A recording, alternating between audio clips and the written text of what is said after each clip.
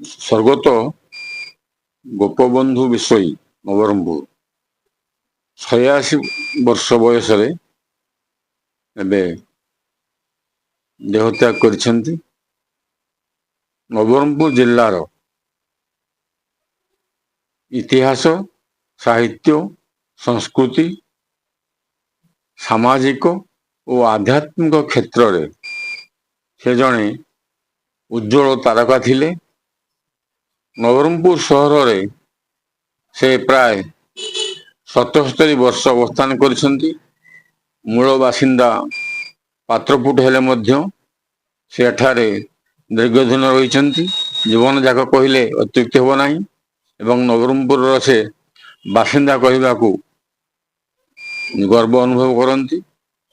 ନବରଙ୍ଗପୁରରୁ ପ୍ରକାଶିତ ପ୍ରଥମ ସାପ୍ତାହିକ ସମ୍ବାଦପତ୍ର ଜନସଖା, ଯାହା ଦିନେ ଲକ୍ଷ୍ମୀଚନ୍ଦ୍ର ଦାସଙ୍କ ସମ୍ପାଦନାରେ ପ୍ରକାଶିତ ହେଉଥିଲା, ତାହାର ସେ ଜଣେ ସହଯୋଗୀ ଥିଲେ ଏବଂ ପ୍ରକାଶକ ଥିଲେ ଏବଂ ତାଙ୍କର ପ୍ରକାଶନା ଫଳରେ ଏବଂ ସେଥିରେ ସେ ଗୋଟେ ନିୟମିତ ସ୍ତମ୍ଭ ଲେଖୁଥିଲେ, ବାୟା ଚଢ଼େଇ। ଏହି ପତ୍ରିକା ସମଗ୍ର ଜିଲ୍ଲାରେ ଏପରିକି ଅବିଭକ୍ତ କୋରାପୁଟରେ ଲୋକପ୍ରିୟତା ହାସଲ କରିଥିଲା। 25 ବର୍ଷ ସେ ଏଠାରେ ରହିଥିଲେ। ଏଥିରେ ପରବର୍ତ୍ତୀ ସମୟରେ ସେ ଏକ ନିଜସ୍ୱ ସମ୍ବାଦପତ୍ର ଉପକାର, ସେହି ସାପ୍ତାହିକ ପତ୍ରିକା ପ୍ରକାଶ କରିବାକୁ ଲାଗିଲେ। ତାହା ମଧ୍ୟ ଜନସଖା ଭଳି ଲୋକପ୍ରିୟ ହେବାକୁ ଲାଗିଲା। ଇଏ ଗଲା ସାହିତ୍ୟ କଥା। ନବରଙ୍ଗପୁର ଇତିହାସକୁ ନେଇ ସେ ଗୋଟିଏ ଅନୁପମ ପୁସ୍ତକ ରଚନା କରିଛନ୍ତି, ଯାହାର ନାମ ହେଉଛି ବିଂଶ ଶତାବ୍ଦୀର ନବରଙ୍ଗପୁର। ଏହି ପୁସ୍ତକ ବହୁତ ତଥ୍ୟ ସମ୍ବଳିତ। ନବରଙ୍ଗପୁର ଇତିହାସ, ଭୂଗୋଳ, ସଂସ୍କୃତି ବିଷୟରେ ଏଥିରେ ବିଶଦ ଭାବରେ ଆଲୋଚନା କରାଯାଇଛି ଏବଂ ଡକ୍ଟର ସଦାଶିବ ତ୍ରିପାଠୀଙ୍କୁ ସେ ଶତାବ୍ଦୀ ପୁରୁଷ ରୂପେ ଅଭିହିତ କରିଛନ୍ତି ଏହି ପୁସ୍ତକରେ। ଇଏ ଗଲା ତାଙ୍କର ସାହିତ୍ୟ ଏବଂ ସାମ୍ବାଦିକତା କଥା। ଆଧ୍ୟାତ୍ମିକ ଜଗତରେ ମଧ୍ୟ ତାଙ୍କର ଅଲିଭା ସ୍ୱାକ୍ଷର ରହିଛି।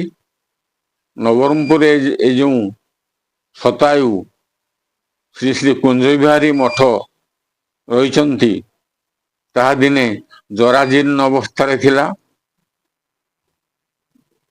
ସମାଜ ସେବିକା ପ୍ରମିଳା ପଟ୍ଟନାୟକ, ରାମଚନ୍ଦ୍ର ଶ୍ରୀରାମ ପାତ୍ର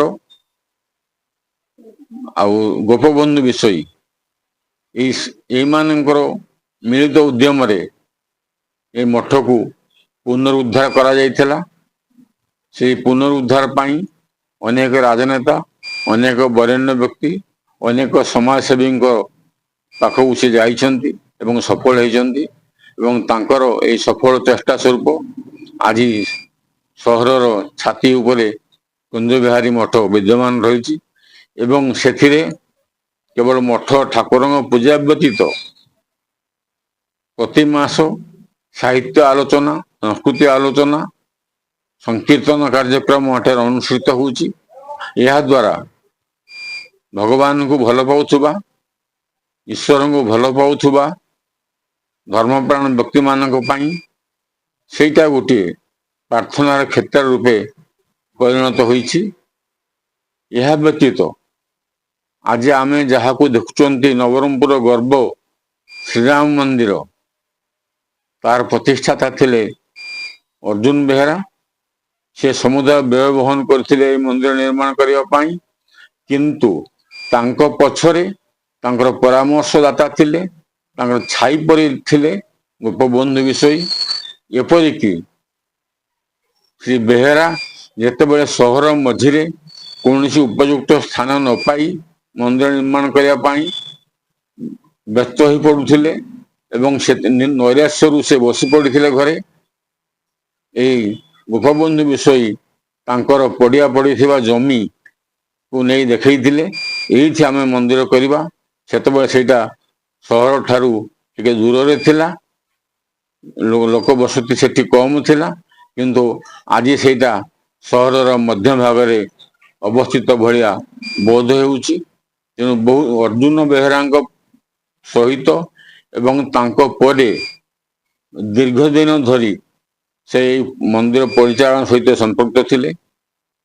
ଏହା ବ୍ୟତୀତ ଆଧ୍ୟାତ୍ମିକ କ୍ଷେତ୍ରରେ ତାଙ୍କର ଏକ ବଡ଼ ଅବଦାନ ହେଉଛି 1980 ମସିହାର ହରିହାଟ କାର୍ଯ୍ୟକ୍ରମ। ନବରଙ୍ଗପୁରରେ ସେହି ସମୟରେ ବୃନ୍ଦାବନରୁ ଆସିଥିବା ସାଧୁ ଶ୍ରୀ ଶ୍ରୀ ଅଚ୍ୟୁତାନନ୍ଦ ଦାସଙ୍କର ଉଦ୍ୟମରେ 10 ଦିନିଆ ଏକ ଯଜ୍ଞ କାର୍ଯ୍ୟକ୍ରମ ଅନୁଷ୍ଠିତ ହୋଇଥିଲା। 108 ଜଣ ବ୍ରାହ୍ମଣ ଚୈତନ୍ୟ ଚରିତାମୃତ ପାଠ କରୁଥିଲେ। ଅହରହ ନାମ ସଂକୀର୍ତ୍ତନ ଚାଲିଥିଲା। ନବରଙ୍ଗପୁର ସହର ସହିତ ପାଖ ଅଞ୍ଚଳରୁ ଗ୍ରାମାଞ୍ଚଳ ମାନଙ୍କରୁ ଭକ୍ତ ଏବଂ ଶ୍ରଦ୍ଧାଳୁମାନେ ଏହା ଦର୍ଶନ କରି ପ୍ରୀତ ହୋଇଥିଲେ ଏବଂ ସେଇଭଳିଆ ଭବ୍ୟ ଅଷ୍ଟପ୍ରହରୀ ବା ଭବ୍ୟ ହରିହାଟ ନବରଙ୍ଗପୁରରେ କେବେ ପୂର୍ବରୁ ନଥିଲା କିମ୍ବା ଆଜି ପର୍ଯ୍ୟନ୍ତ ଏଇ 45 ବର୍ଷ ମଧ୍ୟରେ ଅନୁଷ୍ଠାନ କରିବା ସମ୍ଭବ ହୋଇନାହିଁ। ତେଣୁ ନବରଙ୍ଗପୁରବାସୀ ଶ୍ରୀ ବିଷୟୀଙ୍କର ଏଇ ବହୁବିଧ କାର୍ଯ୍ୟକ୍ରମ ବିଭିନ୍ନ କ୍ଷେତ୍ରରେ ପାଇଁ ତାଙ୍କୁ ସର୍ବଦା ମନେ ରଖିବେ। ଗୋଟିଏ ଦୁଃଖ ରହିଗଲା, ମୋର ବ୍ୟକ୍ତିଗତ ଭାବରେ ମୁଁ ଏହାକୁ ପ୍ରକାଶ କରିବାକୁ ଚାହିଁବି। ତାଙ୍କର ଜୀବନର ଶେଷ 1 ମାସ ଅତ୍ୟନ୍ତ ଦୁଃଖର ସହିତ କଷ୍ଟ ସେ ଭୋଗିଥିଲେ। ଖଟରୁ ପଡ଼ିଗଲେ ଏବଂ ଭୁବନେଶ୍ୱରରେ ଏକ ଘରୋଇ ହସ୍ପିଟାଲରେ ରହି ଚିକିତ୍ସିତ ହେଲେ ଏବଂ ତାଙ୍କର ଏକମାତ୍ର ପୁଅ ସ୍ୱରୂପ ତାଙ୍କର ଯତ୍ନ ନେଇଥିଲା। ତାର ନିଷ୍ଠା, ତାର ଅଜସ୍ର ଟଙ୍କା ଶେଷରେ ତାଙ୍କୁ ରକ୍ଷା କରିପାରିଲା ନାହିଁ। ଗୋପବନ୍ଧୁ ବିଷୟୀ ସେ ମର ଶରୀରକୁ ତ୍ୟାଗ କଲେ ଭୁବନେଶ୍ୱରରେ ଏବଂ ତାଙ୍କୁ ଏ ନବରଙ୍ଗପୁର ରାଜଧାନୀରେ ଜଣେ ରାଜା ଭଳିଆ ସମ୍ମାନ ଦିଆଯାଇ ତାଙ୍କର ଅନ୍ତ୍ୟେଷ୍ଟି କ୍ରିୟା ସମାପନ ହେଲା। ଆଜି ସେ ନାହାନ୍ତି ସତ, କିନ୍ତୁ ତାଙ୍କର ଯେଉଁ ଗୁଣ, ତାଙ୍କର ଯେଉଁ କାର୍ଯ୍ୟ, ତାଙ୍କର ଯେଉଁ ଅନ୍ୟମାନଙ୍କ ପାଇଁ ଭଲ ପାଇବା, ସେ ସବୁଦିନ ଅମର ହୋଇକି ରହିବେ। ଧନ୍ୟବାଦ।